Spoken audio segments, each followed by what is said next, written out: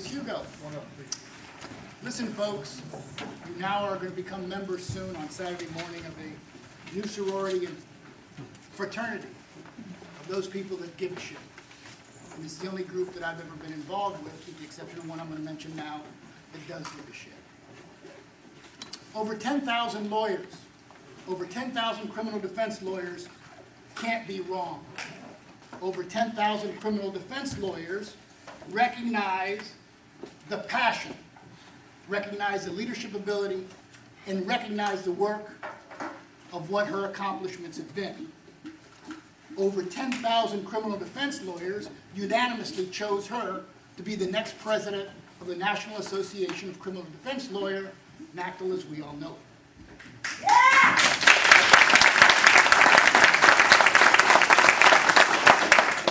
A great friend, a confidant, and someone who I have in my Fab Five, because the greatest compliment I could ever give her is, if I ever get hung up or need someone, she's going to be one of the first calls I make. Lisa Wayne. Oh gosh, on that I don't even know what to say. You know, sometimes when you hear these intros, you go, really? Is that me? Is that about me? That's so cool. Because you know what? I used to be here with you guys. I don't know. I don't even want to say how long ago it was. It's been probably 20 years.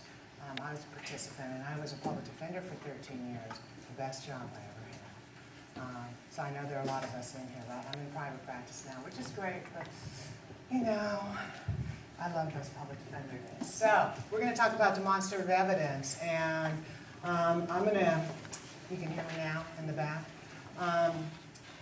Seeing is believing is what this is about, because so many of us, I think, are really timid and have a lot of trepidation about using demonstrative evidence in the courtroom.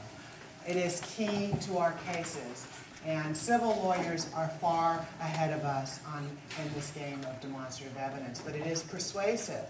And the thing that I want you to recognize from this lecture is that even though you can use props and demonstrative evidence as something that clearly can advance your theory of the case and your theme, you don't want to get away from what we know makes us different in the courtroom. And that is our passion and our belief and our commitment to our clients. Because that is probably the best demonstrative evidence that you can have when you're winning these cases. So even though there's a lot of things that I want you to kind of take with you, I don't want you to forget about that, because there's not a prosecutor in the world that can overcome your commitment and your passion in the courtroom, right? I mean, they just can't. So you don't want to leave that behind, and you don't want to become so sterile in this XY generation, you know, iPhone, everybody's got the Blackberries. I saw people texting in the back. I mean, our attention span has become like 10 seconds, right? I mean, it really is, because we're all thinking we got to be using those fingers constantly and buzzing through stuff. And jurors are very much like we are in terms of their attention span. And though we may think we're interesting, right? Because I'm the bomb. Why aren't you paying attention to me constantly? We are only this interesting. And you have to be able to keep their attention, and sometimes it can be very difficult. So hopefully we can talk about that. I want to start with, I think we can do this. This is, the lights kind of need to be dim, but hold on. Can you see that? Watch this.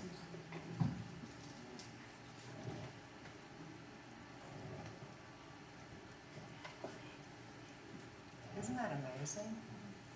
It's so cool. The reason that I think that this is important, and the reason I started with this slide, is that I think if you can do this, then you can take your case and make it into something beautiful. It can evolve into something that the jurors will believe in, that they'll find credible, and frankly, that they'll even find palatable enough to bring a not guilty verdict back. So when I saw this, I remember the first time I saw it, I go, wow, this is what demonstrative evidence is about. And go back. And this is what it's not about. So even though, and this is one of the other things that you got to learn. You got to rely on yourself, because we may use demonstrative evidence, and you may get it timed perfectly. You may have an assistant, but at the end of the day, you got to rely on what you know about the case. So it's not an excuse not to know what your case is about. So demonstrative evidence. Well, what is demonstrative? You know, we as lawyers, we are drinking in the world on a constant basis, right? I mean, you pay attention to every little detail. Your jurors, the courtroom, who's wearing what your clients are talking about, where they come from. You're drinking in the world. This is last night when I came in Atlanta. I took this picture on the train. And I was like, that's such a trip. I mean, first of all, look at that dog. That dog looked right at me when I took that picture. He is the cutest little thing, but look at how she's dressed. Do you see the woman that's holding her with her little bag? She had on heels higher than mine. She was, I mean, she was dressed out. And I was thinking to myself, who is she? Why is she dressing like that? What is she about? What is this woman really about? And she was thinking she was a Kardashian. And you couldn't have told her that she wasn't. So our world is full of demonstrative evidence, constantly around us. And you want to be aware, and you are. You're trial lawyers, and that's what it's about. So I took that picture, I said, I got to bring that picture in. So, seeing is believing. Jurors retain 10 to 20% of the information they hear. That's pretty amazing, right? 10 to 20%. These are based upon not my studies. These are actually scientific studies. A juror has to have visual stimulation. I don't care if you're doing a DUI trial that lasts 4 hours, if you're doing a hand-to-hand sale, if you're doing a complicated conspiracy case in federal court, if it's a white-collar case, they have to have visual stimulation.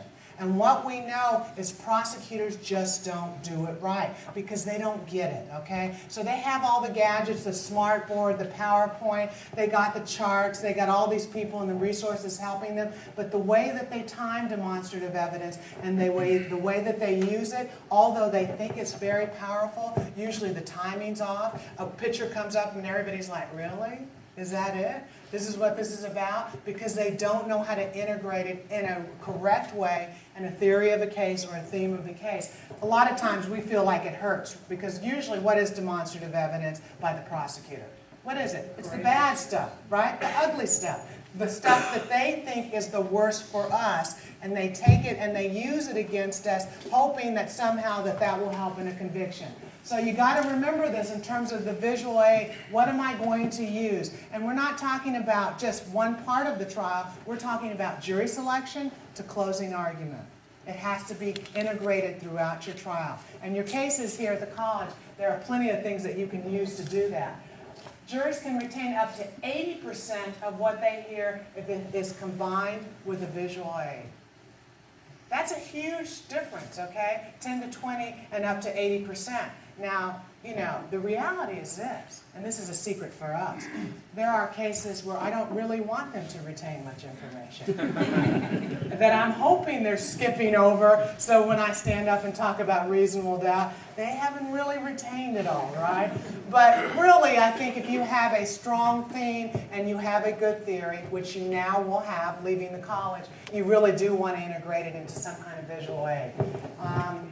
So, what do we have? Well, you know what? We got everything, okay? So you can't come to me and say, my office doesn't give stuff. A flip chart is how much money, okay? Flip charts you can still use. Yes, they're old school, but they can be very, very powerful, particularly when you have a prosecution that has a lot of resources. I love, that juxtaposition of me being just kind of the little lawyer coming in against the resources of the government. And they got everything, and me standing up on closing argument and saying, Mr. Smith and I are here, and this is what we have.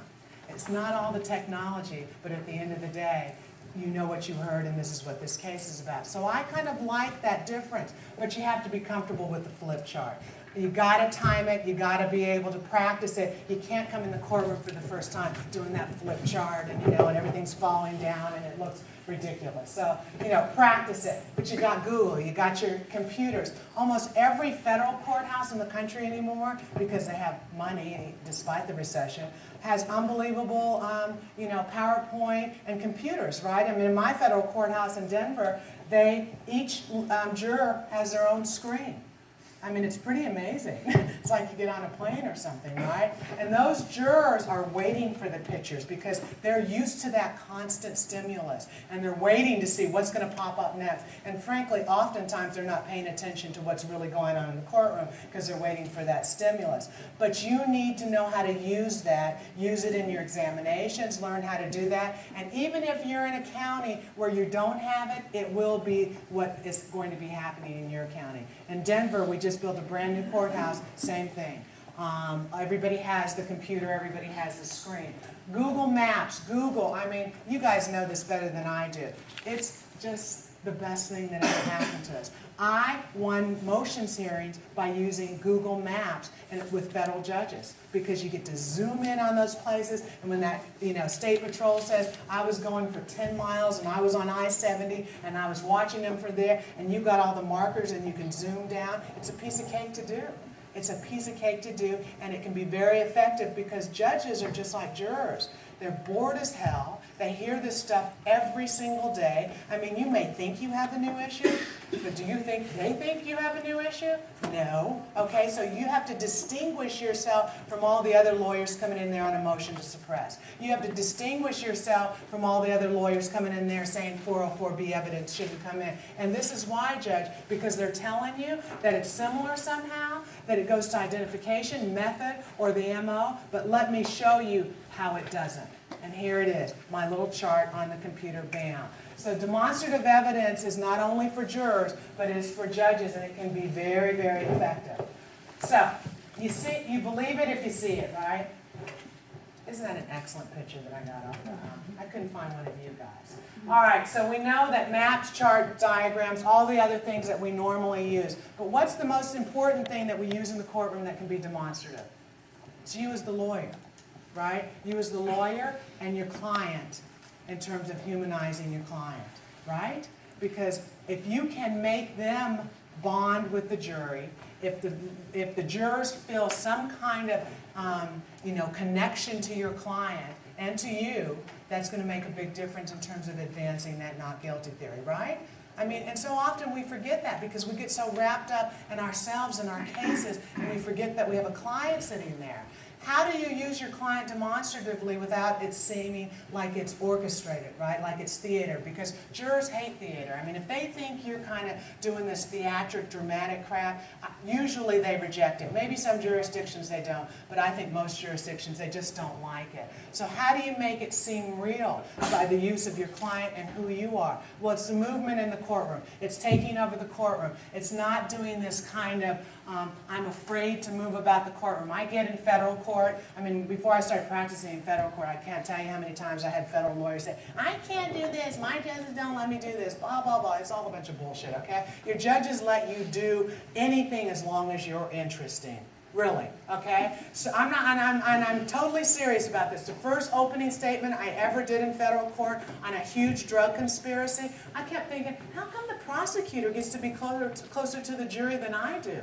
I mean, they're right there, and that's an advantage because you're bonding, right? Distance is, and that body distance makes a big difference. And I said to my judge, I go, Judge, can I be over there too when I give my opening statement? And everybody was like, oh my God, you would think I asked for a not guilty verdict. And guess what? He said to me, no one's ever asked me that before.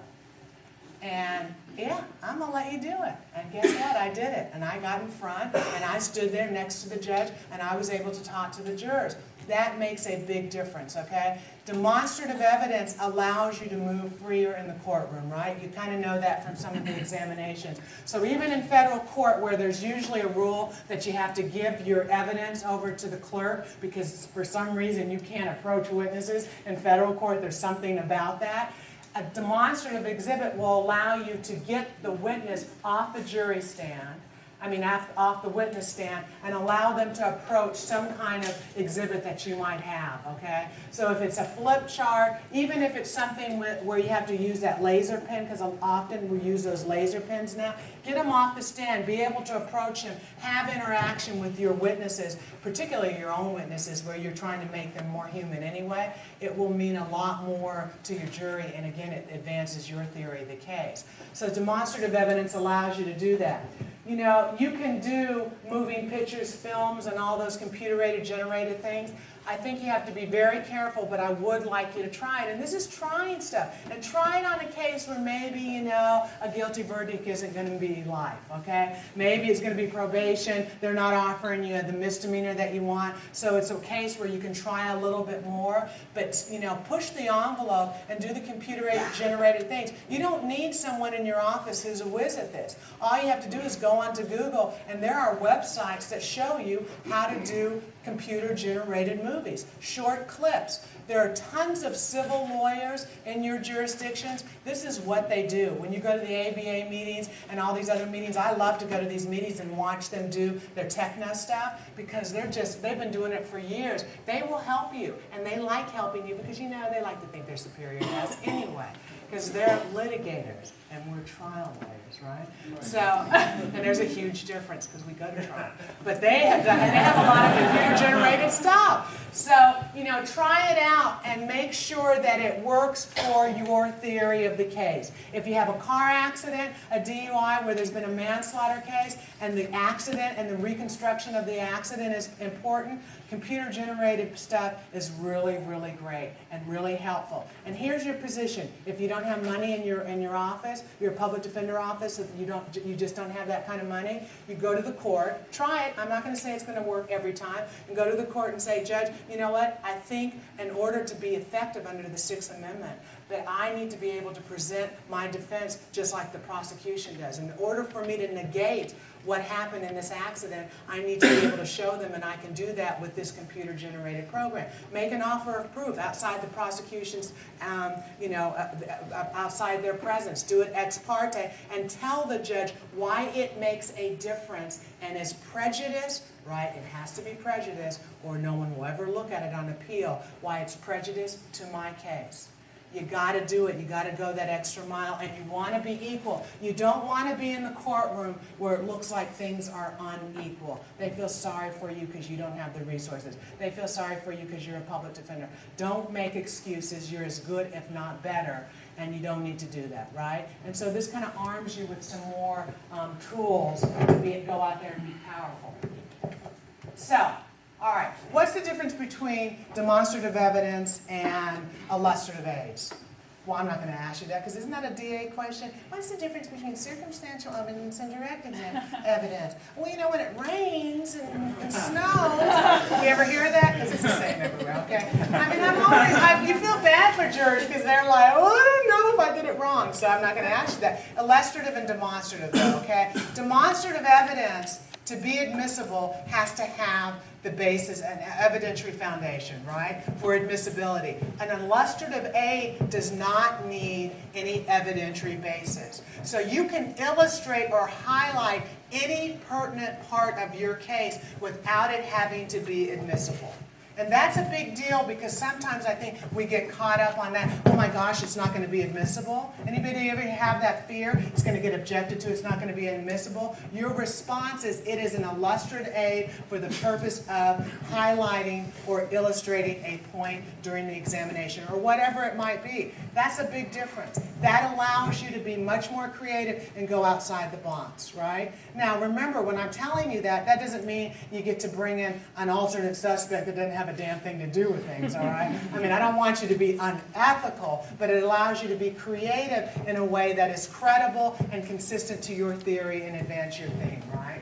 So that's important. Tangible evidence, testimonial evidence, documentary evidence. You've got to use it. Every case has these things, okay? I just tried last week a case with a guy, I can't even believe this is a crime. I can talk to you all about this.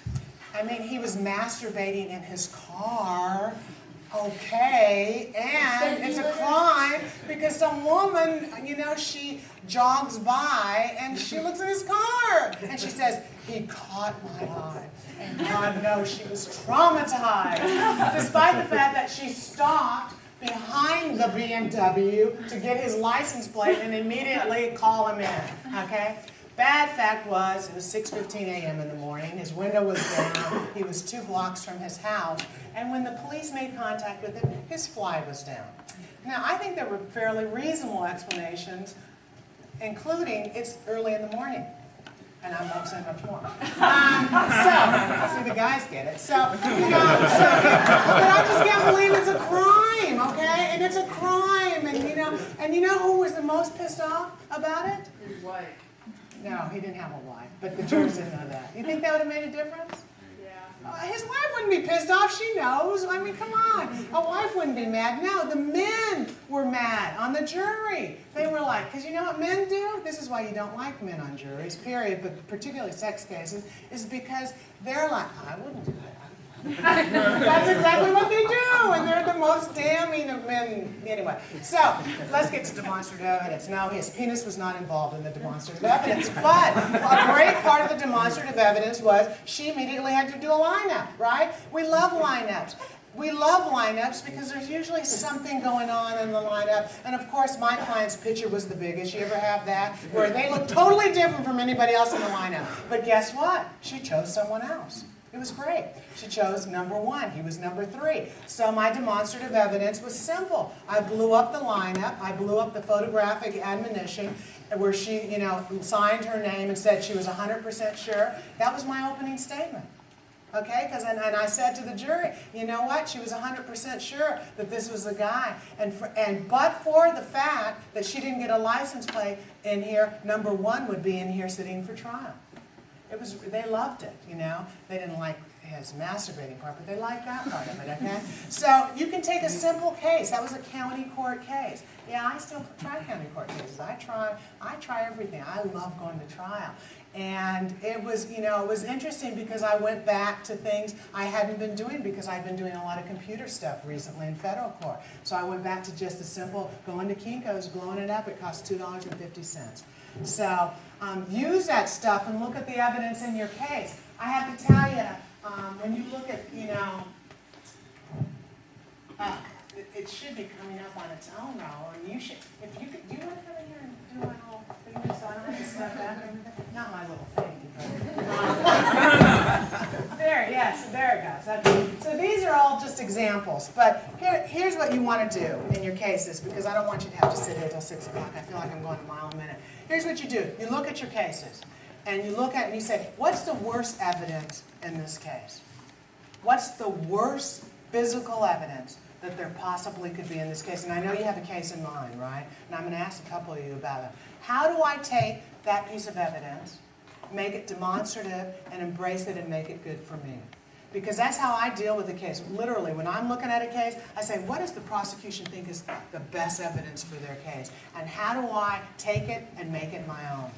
Taking the demonstrative evidence is often the time, that's how you do it, okay? So number 1 is when you do the property and you're looking at the evidence. This is what happens, and tell me if I'm wrong. Somehow they think it's their property. And they got to have someone escorting you, or someone needs to be in the room with your own investigator when you're looking through the evidence. That ever happened to anyone? I can't tell you how many times I've had to file a motion and literally say, it isn't their property. It didn't belong to them. It's the property of the case. Okay? They don't get to be with me when I'm looking at the property of the case. Number 1, it's work product, because I want to look at it slowly. I may want to take notes. I may want to talk to my investigator, right, about what I'm looking at, and I'm strategizing as I'm going through the property. So that's number 1 in terms of demonstrative evidence. Get them the hell out of the room, okay? You are officers of the court, just like they are.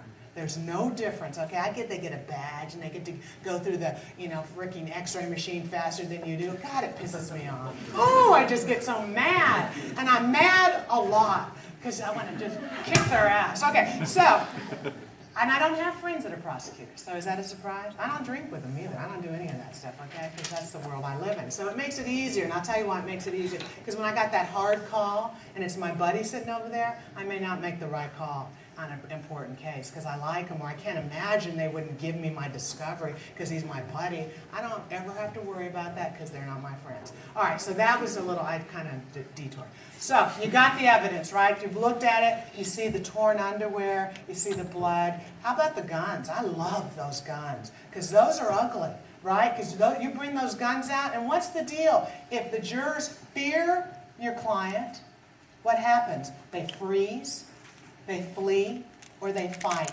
the evidence. So if there's evidence in the case that they fear immediately from the get-go, what are they going to do? They're backing up. They're fleeing, or they're going to fight it. And if it's a not guilty, they're going to fight against it because they know there's ugly evidence. And oftentimes our cases are about ugly evidence. I don't know, mine are. I mean, I got some real winners, okay, out there with some really pretty bad stuff. So you got the Uzi. How do I make that Uzi my own? How do I make that demonstrative evidence? I make it my own by talking about it in jury selection. I let the judge know I'm going to do that. Sometimes I let him know. It really depends on the judge and how much I want to tweak them, okay? And I love this. This is usually the objection. Judge, I object. We haven't introduced it yet. I mean, that's the objection from the prosecution, right? It hasn't been introduced. And I look at him and I go, okay, well, I have a good faith basis that it's going to be admissible. But if they want to stipulate that it's not, Judge, okay, I'm sorry. But honestly, okay, if it's bad, it comes in. That's the rule, at least in my jurisdiction. So I have a good faith basis, it's coming in. If you want to be a little formal, and oftentimes in federal court, I get it, we have pretrial conferences, and it's like civil cases, you got to all trade your evidence and all your exhibits and all that stuff. Okay, let them know. It's not a big deal, there are no secrets. Take the guns. Take the underwear, take the horrible DNA, whatever it might be, and make it your own evidence, right? And jury selection, oftentimes in rape cases, I'll say, you know what? You're going to see a lot of evidence in this case that has to do with how her clothes appeared on the morning of this allegation. And they're going to come in here and they're going to bring in a ripped bra. And they're going to bring in bloody underwear. Does anybody think that that's good enough to convict Mr. Smith, or are you going to want to hear about other evidence? What if what she says is inconsistent with the physical evidence? So I'm talking about it immediately, right? I'm talking about it from the get-go. And often I tell people if I have one thing in jury selection to talk about, I talk about the worst evidence. So if the judge says you got 10 minutes for a life case that's going to go on for 6 weeks, I pick one bad, awful, freaking fact from the government's evidence, and that's what I voir dire on, and that's what I'm talking about. Because if I desensitize it early, I have had so many jurors said to me, they didn't think it was bad evidence. I was the one talking about it.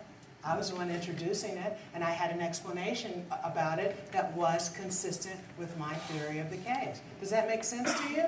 So, and I have to tell you, it's almost a visceral thing for us that if you can overcome that, then you don't have to sit there during trial. Anyone ever feel like that and you're just waiting for that? You're kicking ass. I mean, after jury selection, we won anyway, okay? Nobody ever does it better than we do. And opening's pretty good because you really didn't address the bad evidence, and the jury's still looking at you like, wow, he's innocent or she's innocent. Then the evidence starts coming in, and they look at you and you didn't say anything about that. You didn't talk to us about that Uzi that, sprayed all those bullets in that little neighborhood and that little boy was shot. What the heck? You didn't say his fingerprints were on it. The GSR, which, has there ever really been a positive GSR? I mean, it's always never really GSR, but they say there's GSR, that it really works. But the DNA or whatever it is, so you have to use it as demonstrative evidence, make it your own, talk about it, right? Okay, so, what is that next slide? I've talked to you about having a purpose. Make sure the exhibit works, okay? So I've had exhibits that sometimes aren't so great. They were either too big. I had a client, my first murder case, when I was a public defender, and there was a shooting through a door, and the door was huge, and I was like,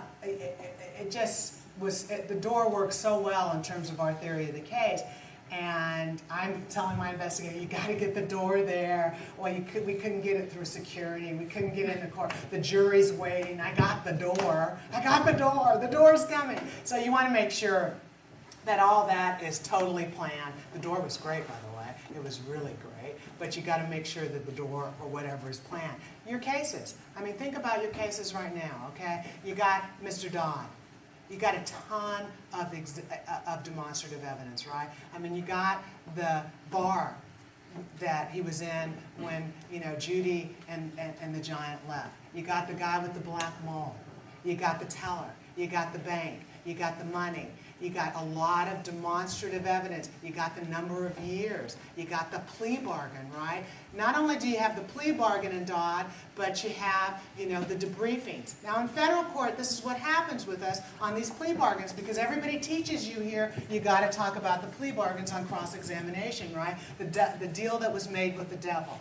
And no one makes it bigger than that, because this is what happens. It becomes a very sanitized thing. You're cross-examining the plea bargain, you're looking at the paperwork, you're reading through it. It means nothing to a jury unless you make it visualized and they can see it. They need to see that little letter that says, "Dear Mr. So-and-so, here's the deal that we made with you," and blah, blah, blah. Because this is what happens on plea bargains, whether it's federal court or state court. They always say, "Well, judge, the letter says they have to tell the truth." Isn't that what they say? Every proffer letter, every plea bargain letter says that. And then what does the issue become? What's the issue? Whose truth are you talking about? Were you hooked up to some truth machine where the prosecutor knew, oh, that's the truth, that's the truth. They're giving you a lie detector test, a polygraph. I mean, the truth is bullshit, okay? So I love blowing up the truth out of the plea bargain. I love blowing up certain things out of that plea bargain, letting the jurors know what already resonates with you, because you get what it means. They don't understand it, okay? They don't understand what 25 years means, because 25 years, they go 25 years, 25 years. It means something if you have Judy or Giant saying, 25 years. Let's talk about the routine that you have for 25 years. You wake up at 6 o'clock. You have the guards telling you this. They tell you what to wear. You don't get to change your clothes. And all that's flipping as you're talking about it, okay? I'm telling you, one day in jail becomes pretty horrific for those jurors. 25 years, when you add on to it, that gives a reason to reach a deal. That gives a motive that jurors can understand and sink their teeth in, instead of just reading some paperwork of a plea bargain, right? Makes sense? Go to Baker. The Baker case. You got the interrogation. You got that interrogation room. So I love interrogation rooms, because this is about whether or not he would have confessed. And you know that. So in demonstrative evidence, how am I going to make a jury believe that someone would really confess to a crime they didn't commit? Jurors don't believe that shit. That's bullshit. That's made-up lawyer stuff, as my son would say, right, Jane? That sounds made up. That sounds made up is right. And so unless you put them in that interrogation room and you make them understand what Larry Baker would have been feeling, it doesn't make a difference how wonderful your words are on direct and cross-examination. So you take out that room, that interrogation room. Use blue tape, or what is it, packing tape or duct tape or whatever it is. The dimensions of it. Put the chair there. Talk to him. Put the client there. Whatever you need to do to bring that home, that's demonstrative. Because you know what your closing argument is? And you remember when Larry Baker was sitting in that interrogation room, because that's that room there. And the tape's still there. The prosecutor, they tried to pull up the tape when you went out for a break, but it's still there. And you remember how that room felt, right? Because they always try to pull it up. They always try to get rid of it. They try to cross it out. Just like cocaine, right? Here's another demonstrative aid for you to use. You know how much a gram of cocaine is? It's a sugar packet. A sugar packet is a gram. I learned this in a hand-to-hand sale case while I was in trial in the cafeteria. And I was trying to think, how can I get over this? It's a sugar packet.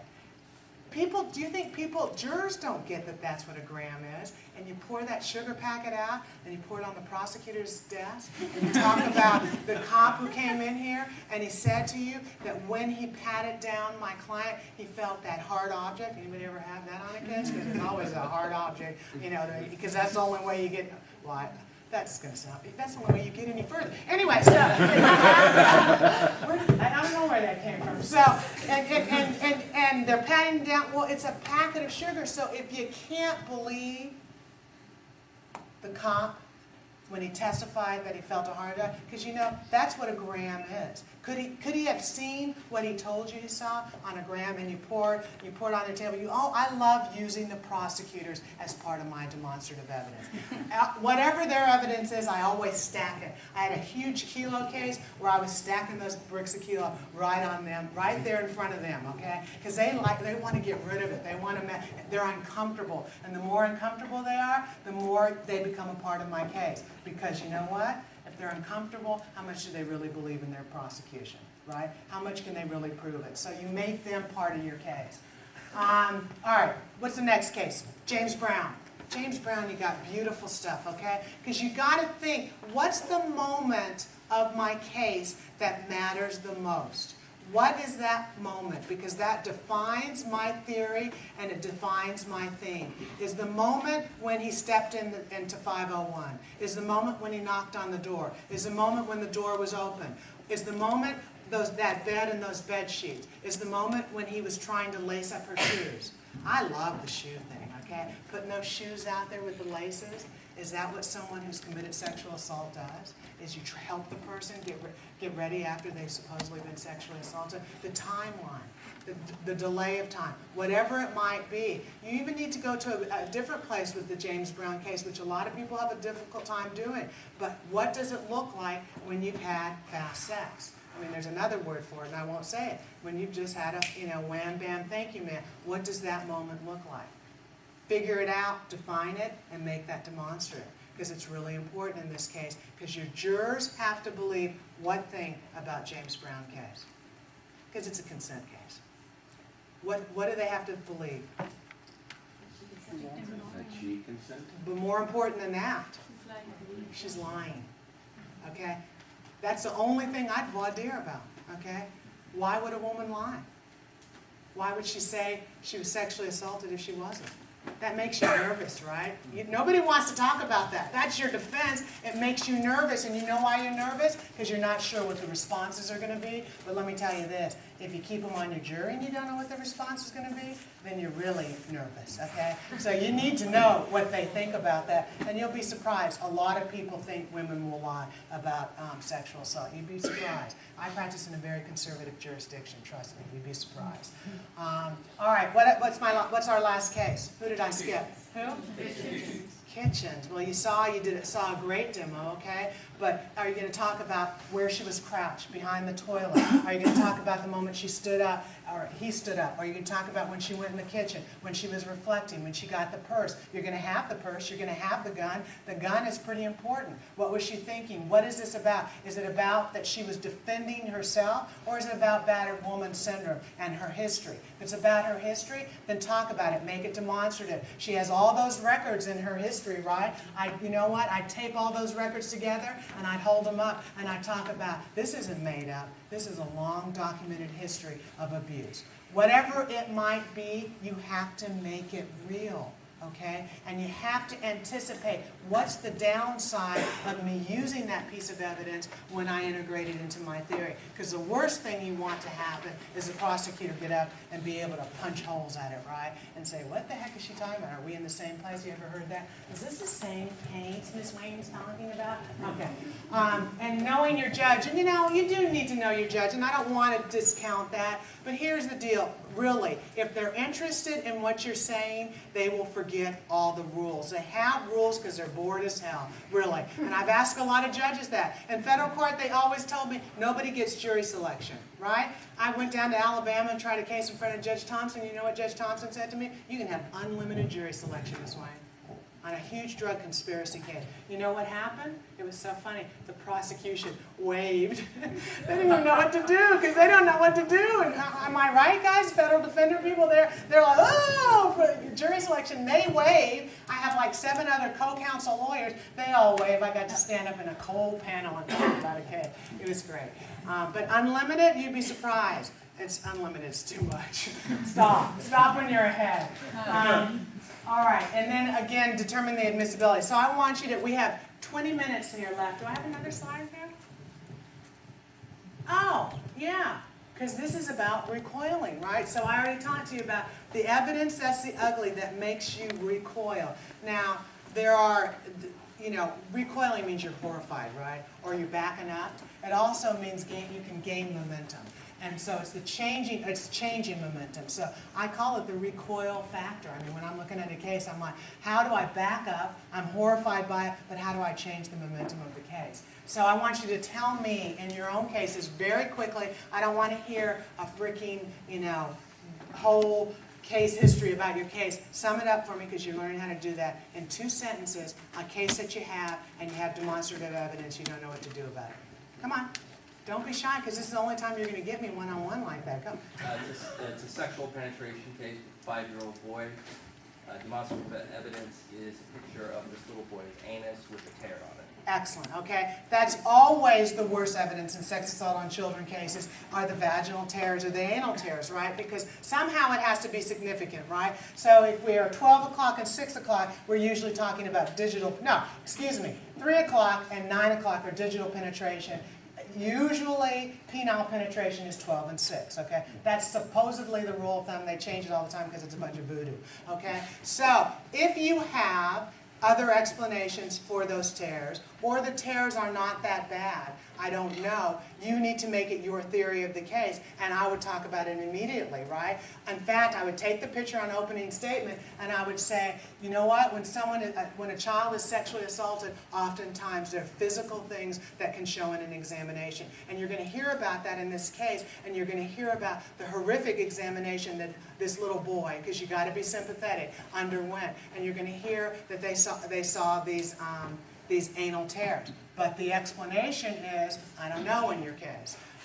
But there are tons of other explanations, okay? I mean, anal tears, depending what they can be, football is usually not an explanation. Unless you're sitting on it and twirling a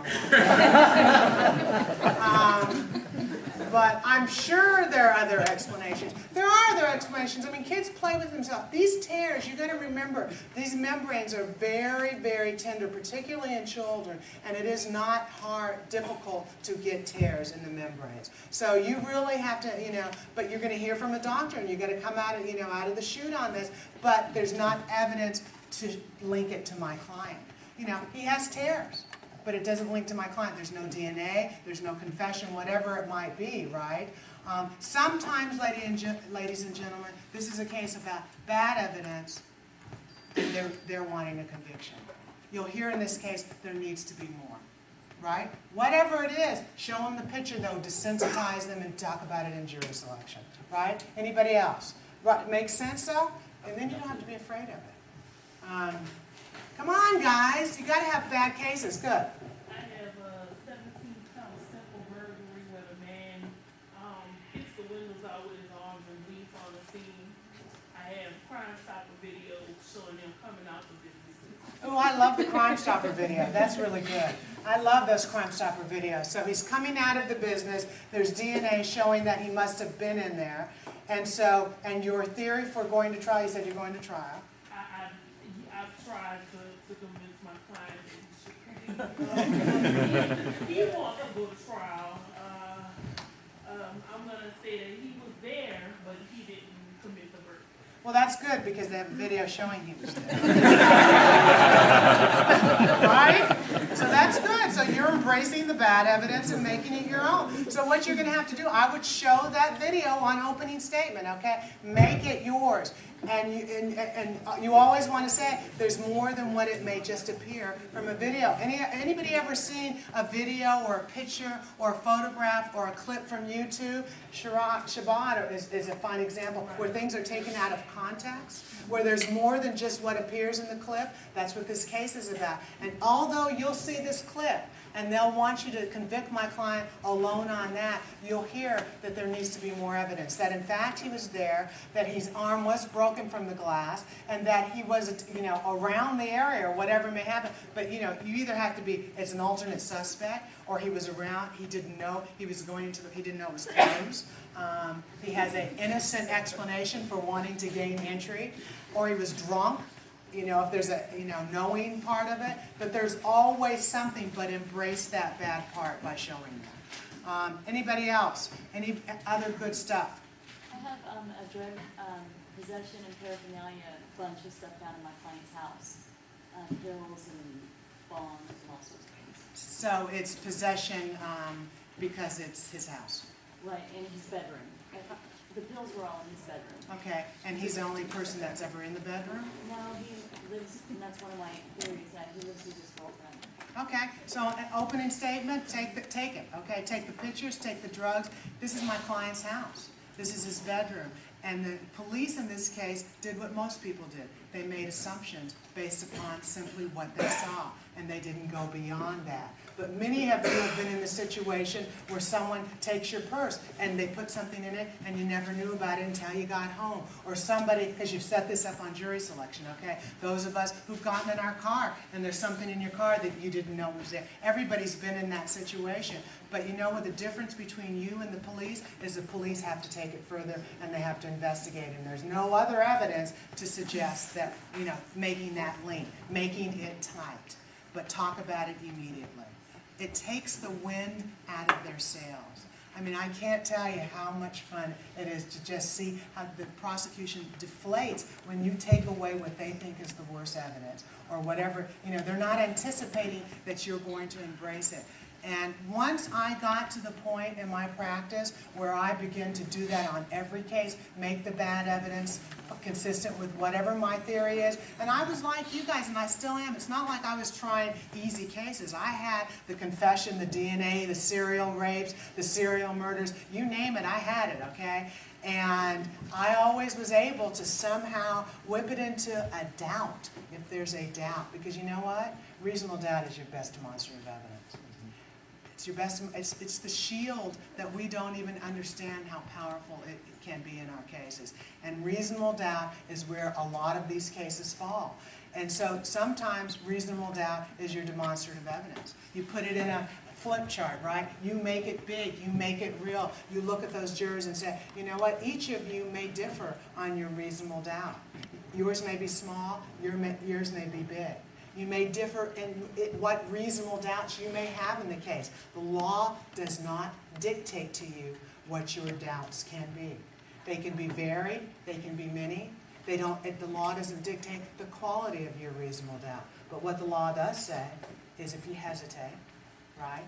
If you hesitate in a matter of importance to yourself, if this evidence, if this anal tear tells you that something bad happened to this little boy, but you're still wondering who it is, that means he's not guilty. Reasonable doubt. I dream about reasonable doubt. I love reasonable doubt, boy. And that's what these cases often come to. So if you can embrace that bad evidence and then the reasonable doubt, because don't you think sometimes, I think we've gotten to a place where we don't feel the reasonable doubt anymore. Everybody wants to have a freaking explanation. They want to put their clients on. I mean, I've tried over 200 cases. If I put my clients on a handful, I'd be shocked, okay? And I've won a hell of a lot of cases. So ugly, ugly, ugly cases where, you know, they're demonizing the heck out of me in the paper because, you know, you're such a bad person. And I just am like, you know what, I'm going to heaven. I am. I'm going to heaven and I'm going to be up there. So all of you will be up there. You know why? And this is what I want to end with. You've got to feel strong about what you do. And so much of this 2 weeks is really an empowerment thing and pushing the envelope and trying stuff new. But at the end of the day, you're doing the right thing. And my mother says, we are the modern day saints. And we are the modern day saints. So you believe it. You demonstrate it, you get up there with passion, you guys will win these cases. I mean, I know I'm going to hear about it. You're going to be sending me emails, right? So go out there and win. We're finished. That's not a very good demonstrative. It wasn't my last slide, because that's kind of yucky. Yeah, see, you got it. Seeing is believing. You know what that is? What movie is that? I'm going to have to change it because I think that because you guys are getting younger, nobody remembers what the movies are. So now I'm like, what's a good new movie? What's a good new long movie that you guys, Generation X, Y, what do you dig? I know there's some people over there. What? Legally Blonde. Not Cousin. You know what, girl? You're a girl after my heart. And then I get